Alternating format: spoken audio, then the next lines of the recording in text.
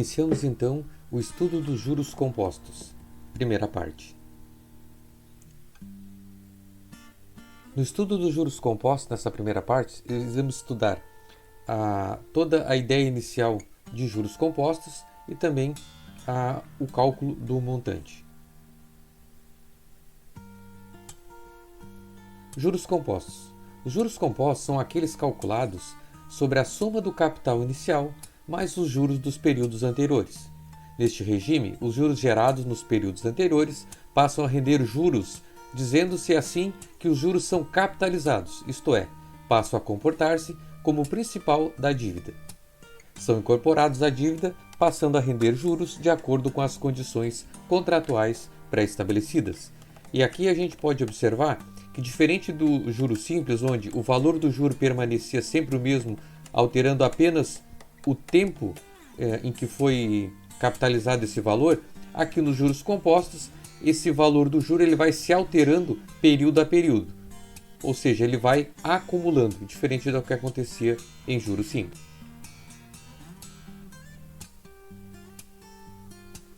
Vamos ao exemplo 1. Então, a partir de um empréstimo de R$10.000, a uma taxa de juros de 70% ao ano, em 4 anos, faça uma planilha demonstrando o cálculo de juros ano a ano em juros compostos. Para a resolução, colocamos então uma tabela aqui, onde indicamos o ano, que no caso seria o período, que no caso está indicado como 4 anos, o nosso saldo inicial no período, tá? Que no caso aqui no primeiro período já sabemos que será os 10.000, tá? Que é o cálculo do empréstimo. O cálculo dos juros, que no caso é o produto da taxa como forma unitária, no caso os 70% eu vou dividir por 100 e teremos o 0,7, né? Então está aqui, vezes em produto com o valor do saldo aqui, tá? E aí depois a gente vai chegar no saldo final, e aí no primeiro, segundo, terceiro e até o quarto ano. Bom, sendo no primeiro período, temos então o nosso saldo inicial que é de 10.000, e aqui o que a gente vai fazer? Vai pegar o 10.000 e vai fazer o produto pelo 0,7, os 70%. Nos gerando então um juro de R$7.000, logo o saldo final no primeiro período será de R$17.000. Diferente do que acontecia em juros simples, onde nós seguimos com os 10.000 aqui como base de cálculo, no caso agora nós vamos utilizar o saldo final do período anterior, ou seja, a partir do segundo ano. Então, como o saldo final do primeiro foi 17.000, o saldo inicial do segundo seria 17.000. Desses 17.000, calcula-se o juro, ou seja, os 70%, e nos vai gerar R$11.900, ou seja, ao final do segundo período teremos um total de R$28.900. Esse 28.900 vai ser o saldo inicial no terceiro período. Aí aplica-se também os 70% sobre esse valor. E aí teremos R$ 20.230 de juros do terceiro período e um saldo final de R$ 49.130. No quarto, inicia-se R$ 49.130, calcula-se os 70%, né?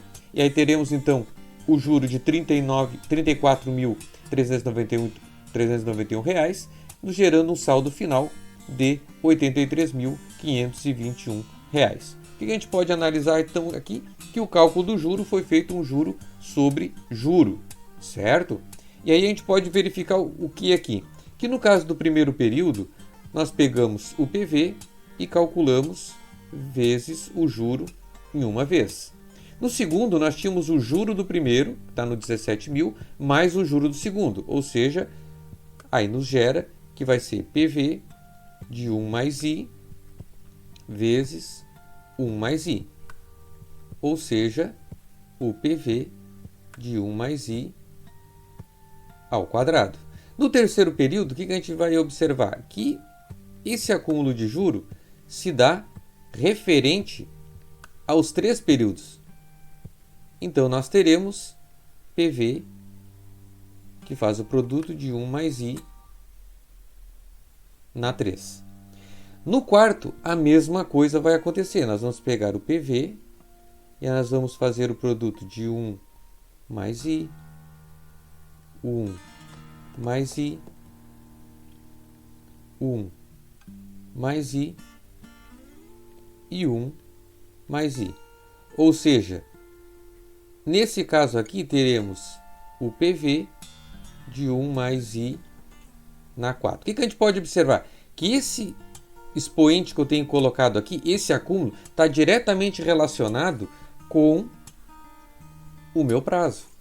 Então, nós podemos definir que o cálculo do montante ele vai se dar com o PV, que faz o produto de 1 mais i na n, certo? Esse n aqui está exatamente proporcional conforme for o período, ok?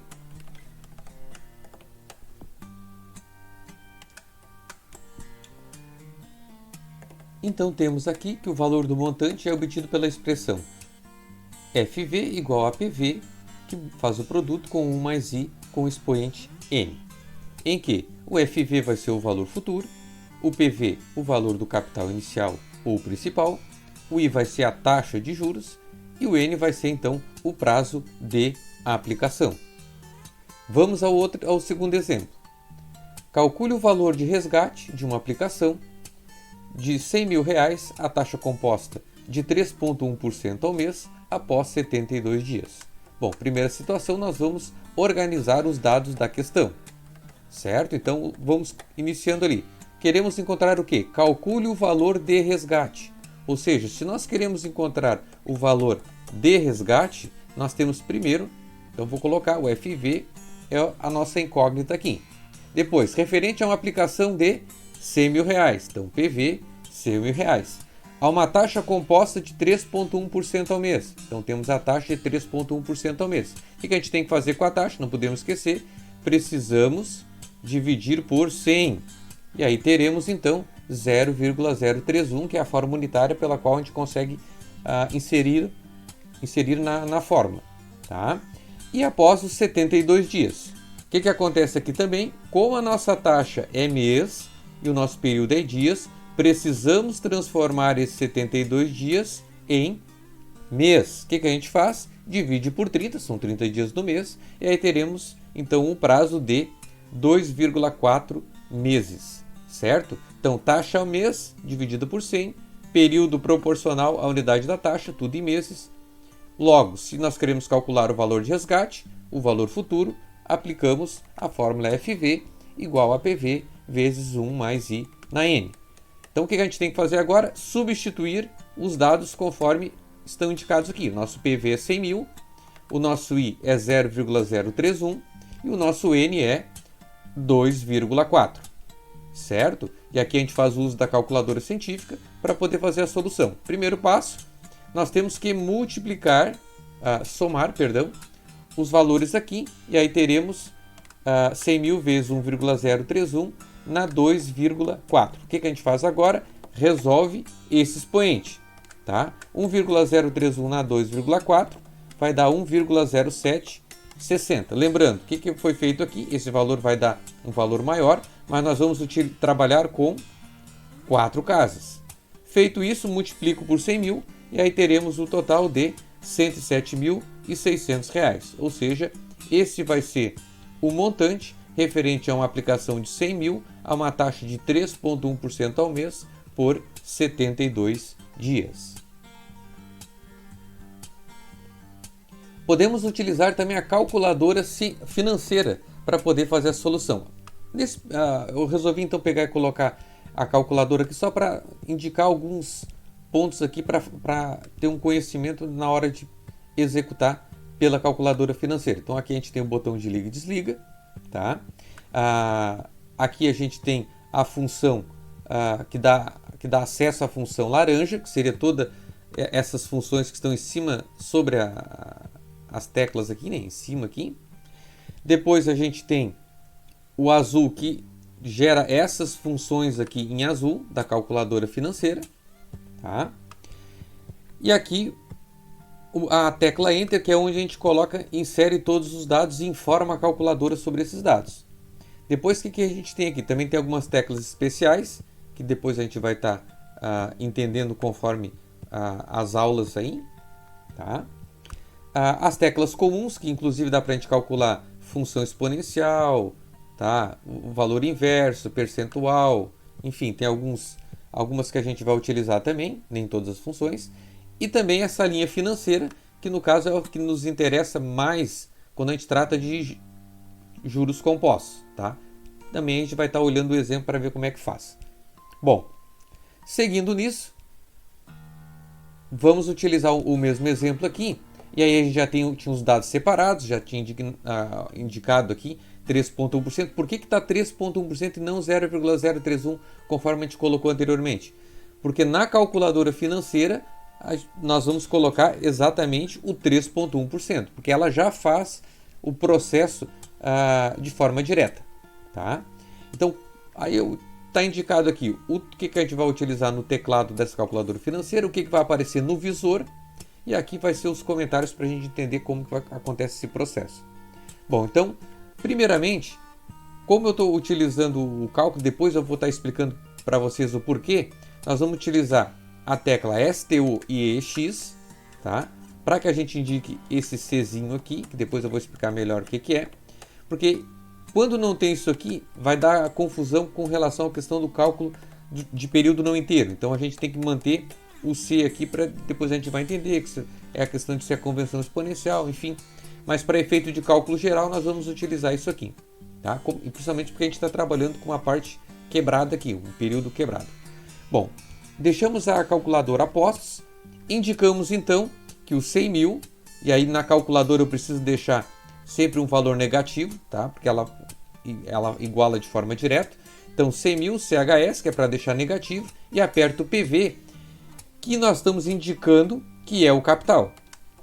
Depois a gente coloca 3.1 e aperta a tecla I, que vai aparecer no visor 3.10 referente à taxa. Depois 2.4N, vai aparecer o 2.4N, e aí depois nós apertamos o FV.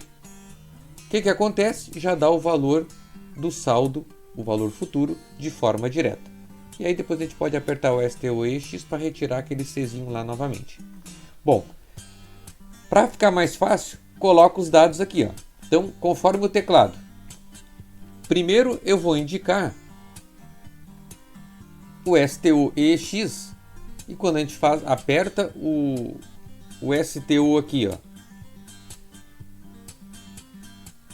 e o EX, o que acontece? Vai aparecer o Czinho na calculadora financeira aqui. Depois o que a gente tem que fazer? Vamos informar os dados. Então tem que indicar o 100 mil e tem que deixar ele negativo, colocar ele como forma negativa, né? Então vou apertar o 100 mil, então 100, 100 mil, né? Aperto o CHS para deixar ele negativo e aperto o PV indicando que é o capital. E aí teremos então os 100 mil aqui na calculadora. Depois eu vou indicar a taxa, 3.1, e aperto o I.